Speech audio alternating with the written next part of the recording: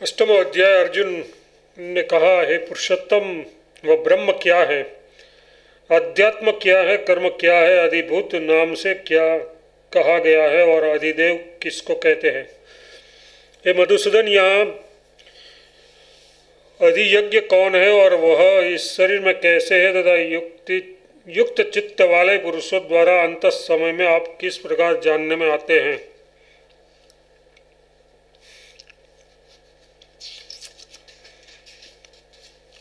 श्री भगवान ने कहा, परम अक्षर ब्रह्म है। अपना स्वरूप यथार्थ जीवात्मा अध्यात्म नाम से कहा जाता है तथा भूतों के भाव को उत्पन्न करने वाला जो त्याग है वह कर्म नाम से कहा गया है। उत्पत्ति विनाश धर्म वाले सब पदार्थ अधिभूत है। हिरण्यमय पुरुष अधिदेव है और ये देहधारियों में श्रेष्ठ अर्जुन, इस शरीर में मैं वासुदेव ही अंतर्यामी रूप से अधियज्ञ हूँ। जो पुरुष अंतकाल में भी मुझको ही स्मरण करता हुआ शरीर को त्याग करता है वह मेरे एक साक्षात स्वरूप को प्राप्त होता है, इसमें कुछ भी संशय नहीं है। हे कुंती पुत्र अर्जुन, ये मनुष्य अंतकाल में जिस जिस की भी भाव को स्मरण करता हुआ शरीर का त्याग करता है उसको ही प्राप्त होता है, क्योंकि वह सदा उसी भाव से भावित रहा है।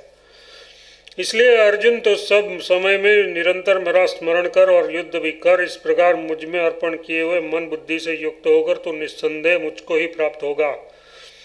ये पार्थ, ये नियम है कि परमेश्वर के ध्यान के अभ्यास रूप योग से युक्त दूसरी ओर न जाने वाले चित्त से निरंतर चिंतन करता हुआ मनुष्य परम प्रकाश रूप दिव्य पुरुष को प्राप्त, यथार्थ परमेश्वर को ही प्राप्त होता है।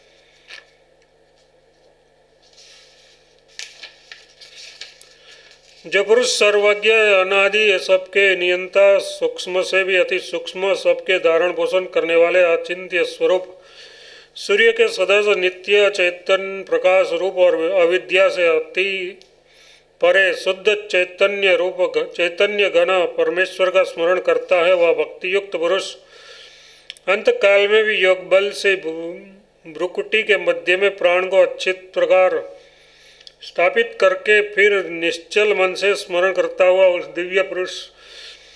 उस दिव्य रूप परम पुरुष परमात्मा को ही प्राप्त होता है। वेदों के जानने वाले विद्वान जिस सच्चिदानंद घन रूप परम पद को अविनाशी कहते हैं, आसक्ति रहित यत्नशील सन्यासी महात्मा जन जिसमें प्रवेश करते हैं और जिस परम पद को चाहने वाले ब्रह्मचारी लोग ब्रह्मचर्य का आचरण करते हैं, उस परम पद को मैं तेरे लिए संक्षेप से कहूँगा। सब इंद्रियों के द्वारों को रोककर तथा मन को हृदय में स्थिर करके फिर उस जीते हुए मन के द्वारा प्राण को मस्तक में स्थापित करके परमात्म संबंधी योग धारणा में स्थित होकर जो पुरुष ओम इस एक अक्षरूप ब्रह्म को उच्चारण करता हुआ और उसके अर्थ स्वरूप मुझ निर्गुण ब्रह्म का चिंतन करता हुआ शरीर को त्याग कर जाता है वह पुरुष परम गति को प्राप्त होता है। हे अर्जुन, जो पुरुष मुझ में अनन्य चित्त होकर सदा ही निरंतर मुझ पुरुषोत्तम को स्मरण करता है उस नित्य निरंतर मुझ में युक्त हुए योगी के लिए मैं सुलभ हूँ, यथार्थ उसे सहज ही प्राप्त हो जाता हूँ।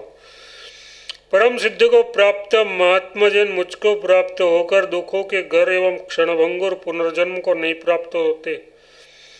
हे अर्जुन, ब्रह्मलोक पर्यंत सब लोग पुनरावर्ती हैं, परंतु हे कुंती पुत्र, मुझको प्राप्त होकर पुनर्जन्म नहीं होता, क्योंकि मैं कालातीत हूँ और ये सब ब्रह्मादि के लोग काल के द्वारा सीमित होने से अनित्य है।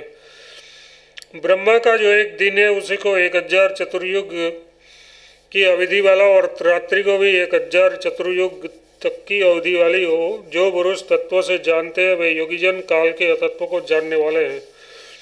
संपूर्ण चराचर भूतगण ब्रह्मा के दिन के प्रवेश काल में अव्यक्त से यथार्थ ब्रह्मा के सूक्ष्म शरीर से उत्पन्न होते हैं और ब्रह्मा की रात्रि के प्रवेश काल में उस अव्यक्त नामक ब्रह्मा के सूक्ष्म शरीर में ही लीन हो जाते हैं।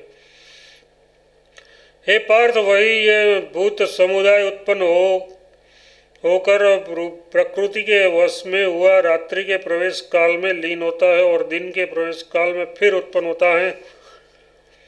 उस अव्यक्त से भी अति परे दूसरा यथार्थ विलक्षण जो सनातन अव्यक्त भाव है वह परम दिव्य पुरुष सब भूतों के नष्ट होने पर भी नष्ट नहीं होता। जो अव्यक्त अक्षर इस नाम से कहा गया है उस अक्षर नामक अव्यक्त भाव को परम गति कहते हैं तथा जिस सनातन अव्यक्त भाव को प्राप्त होकर मनुष्य वापस नहीं आते वह मेरा परम धाम है। ये पार जिस परमात्मा के अंतर्गत सर्वभूत है और जिस सच्चिदानंद घन परमात्मा से ये समस्त जगत परिपूर्ण है वह सनातन अव्यक्त परम पुरुष तो अनन्य भक्ति से ही प्राप्त होने योग्य है।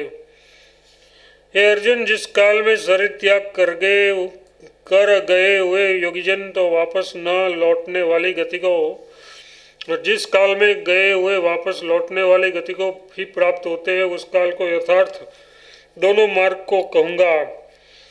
जिस मार्ग में ज्योतिर्मय अग्नि अभिमानी देवता है, जिसका अभिमानी देवता है शुक्ल पक्ष का अभिमानी देवता है और उत्तरायण के 6 महीनों का अभिमानी देवता है, उस मार्ग में मरकर गए हुए ब्रह्मवेता योगीजन उपयुक्त देवताओं द्वारा क्रम से ले जाए जाकर ब्रह्म को प्राप्त होते हैं। जिस मार्ग में धुमा अभिमानी देवता है, रात्रि अभिमानी देवता है तथा कृष्ण पक्ष का अभिमानी देवता है और दक्षिणायन के 6 महीनों का अभिमानी देवता है, उस मार्ग में मरकर गया हुआ सकाम कर्म करने वाला योगी उपयुक्त देवताओं द्वारा क्रम से ले